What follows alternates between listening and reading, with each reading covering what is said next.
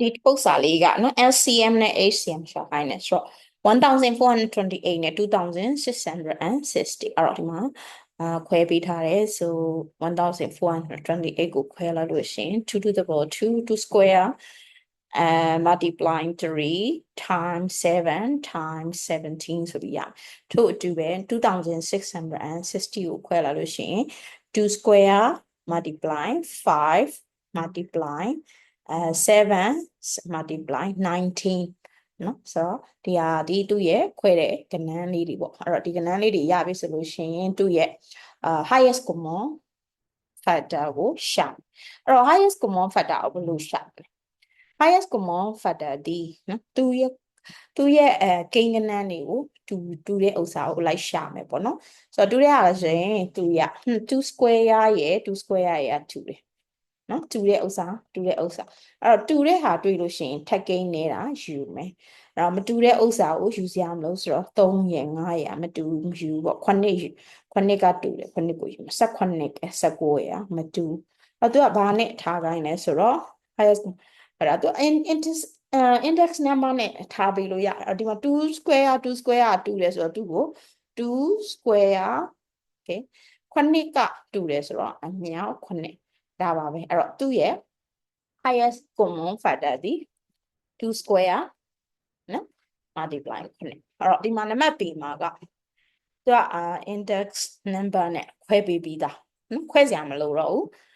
ဘာရှာခိုင်းလဲဆိုတော့ lowest common multiple ကိုရှာခိုင်းအဲ့တော့ lowest common multiple ရှာမယ်ဆိုတော့ထပ်ကိန်းကိုများတာယူမယ်ဆိုတော့2 to the power 6ကိုယူမယ်3 to the power 3ဒီယူမယ်မတူတာက9တလုံးပါ9ကိုလည်းယူမယ်9မပါအောင်မပါတော့9ကိုလည်းယူအဲ့တော့သူ့ရဲ့lowest common multiple 2 to the power 6 okay 3 to the power 3 okay times 7 times 5 to the power 15အဲ့သူကနော်index notation form နဲ့နော် index notation form နဲ့ခွဲခိုင်းရေးထားလိုက်ပါဆိုတော့ဒီတိုင်းပဲထားလိုက်ရုံပဲနောက်တစ်ခုကကြတော့ prime factorization နဲ့2304ကိုခွဲအဲ့တော့ဒီမှာ prime factorization နဲ့ခွဲထားပြီးပါတယ်အဲ့တော့သူဒီနှစ်နှစ်တလုံးokay 2ဒီမှာလည်းအဲ့လိုပဲ2နဲ့9နဲ့ခွဲထားတယ်ပြီးမှ3နှလုံးကြီးနောက်ဆုံးမှရအဲ့တော့သူက square root ဆိုတဲ့အတွက်square root က perfect square ဖြစ်ဖို့လိုတယ်အဲ့တော့2ကသူကဘယ်နှထပ်ဖြစ်သွားလဲဆိုတော့ဒီမှာတင်မယ်2 3ထပ်4ထပ်5ထပ်6ထပ်9ထပ်10ထပ်2 8ထပ်2 8ထပ်ဆိုတော့ဒီလိုမျိုးလေးပေါ့2 to the power 2အမြောက်2 to the power 2အမြောက်2 to the power 2အမြောက်2 to the power 2ဒါဆိုရင်2 8ထပ်ဖြစ်သွားတယ်။ Okay နောက်ဆုံးက3 to the power 3 square 2 square 2 square 2 square 2 square ဆို2 8ထပ်ဖြစ်သွားပြီ3 square အဲ့တော့သူရဲ့perfect square ဖြစ်ဖို့အတွက်ဒီကအပေါ်ကထပ်ကိန်းနေရဲ့ဒီ square root လေးရဲ့ကိုခြေလိုက်နော်ခြေလိုက်လို့ဆိုရင်ဒါအလွယ်ဆုံးပေါ့2အဲ့တော့2 2 4 4 2 8 8 2 16 16 3 48ဒါဆိုရင်နော်အဖြေပြန်ချက်ကြည့်ပေါ့48နှစ်ခါမြောက်နော်48နှစ်ခါမြောက်ရင်သူက2304ရောက်နော်ဆိုတော့ဒါဒီတပုတ်ပြီးပြီဒီကဏ္ဍလေးတွေကအရင်လဲလွယ်ပါတယ်တွက်ရတာလဲအဆင်ပြေပါတယ်နောက်တစ်ခုကကြတော့ဗာပြောထားလဲဆိုတော့သူကfind the smallest integer value of a k 168k is alpha square အဲ့တော့တိတာက168ကိုပဲတိတယ်အဲ့တော့သူ့ကိုပဲခွဲမယ်သူ့ကိုခွဲတယ်နှစ်ထပ်ကိန်းပြီးဖြစ်အောင်ခွဲမယ်ပေါ့နော်မဖြစ်ရင်ဖြည့်ပေးမယ်အဲ့ဖြည့်ပြီးတဲ့ number ဒီ k ဖြစ်မယ်ဟုတ်တယ်နော်ပြန်ပြောပါမယ်so 168k is equal to buffer square ဟိုဒါသိပြီသား square root အဲ့နေရာမှာ square k ရဲ့တန်ဖိုး square root တန်ဖိုးရှာပြရအဲ့တော့ဒီ square root တင်လိုက်တဲ့ပေါ်မှာဒီ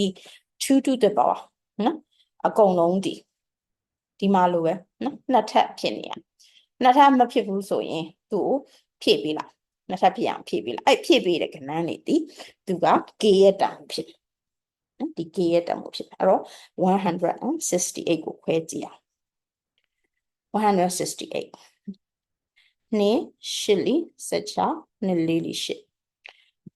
နှစ်လေးလီရှစ်နှစ်နှစ်လီ okay 2 times 2 is 4 and 2 times after that 3 7 so နှစ်3တက်ရဲ့3တစ်ထပ်ရဲ့9တစ်ထပ်အဲ့တော့စောလိုပဲနော် square root 4နော်နှစ်နှစ်ထပ်အမြောက်နှစ်အမြောက်3အမြောက်9သူ့ကိုအကုန်လုံးနော်ပြောချင်တာကသူ့ကိုအကုန်လုံးမဖြစ်ရမလဲဆိုဒီမှာနှစ်ထပ်ဖြစ်ရဒီမှာနှစ်ထပ်ဖြစ်ဒါဆိုရင်ဒါ buffer square နာမည်ဖြစ်သွားအဲ့ဒီမှာ k ရဲ့တန်ဖိုးဒီနှစ်တစ်လုံး3တစ်လုံး9တစ်လုံးအဲ့တော့ k is equal to 2 3 and then 7အဲ့လိုဆိုရင်နှစ်3လီ6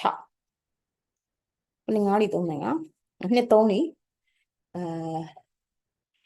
နှစ်3လီ6